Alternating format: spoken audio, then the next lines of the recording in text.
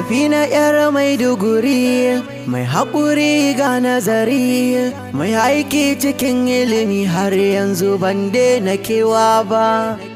Yan uwa akwai labari a gare ni tari zan bayyana kan tsari ba za na bar komai ba. Labari akan soyayyar diya mai kunya, wata ta sakani a hanyar da ba zai yi in dawo ba. Safina ko kira ta da laya, kyakkyawa mai daɗin murya, ta so ni babu ƙiyayya, ban so ta min nisa ba.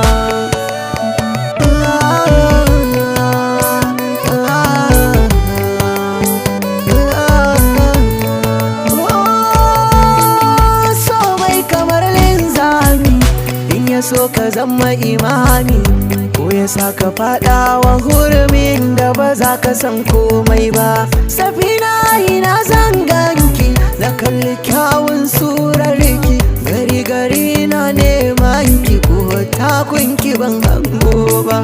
Aiki ya zan begenki, dai waka na sa sunanki, martaba a so na baki, ni baki mai da ni sarki ba.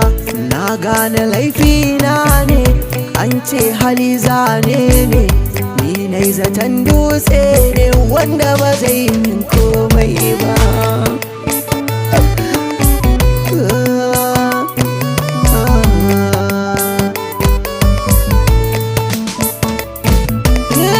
So aka ce tsuntsu ne, kama shi sai dai wane, ni ko na ce ƙarya ne, so a gare ni ba komai ba. Sai gani kullum yawo, taku kama da ɓarawo, dan na yi nisan kiwo, so ya saka ni ba komai ba. Kin bani so ba ganda, abokanai na sun shaida, na watsar da sanki na yada, baki ce da ni komai ba. Sai da kika yi min nisa, a yanzu da baki a kusa, na ji zuciya na tausa, ban san haka so yake ba.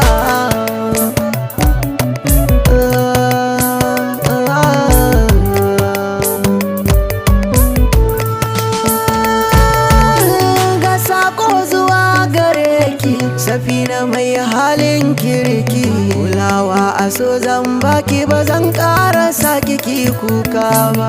Ga Safina baiwar Allah, mai addu'a da kwana sallah, ta sha zubar da kwalla a kaina kuma ba sau ɗaya ba.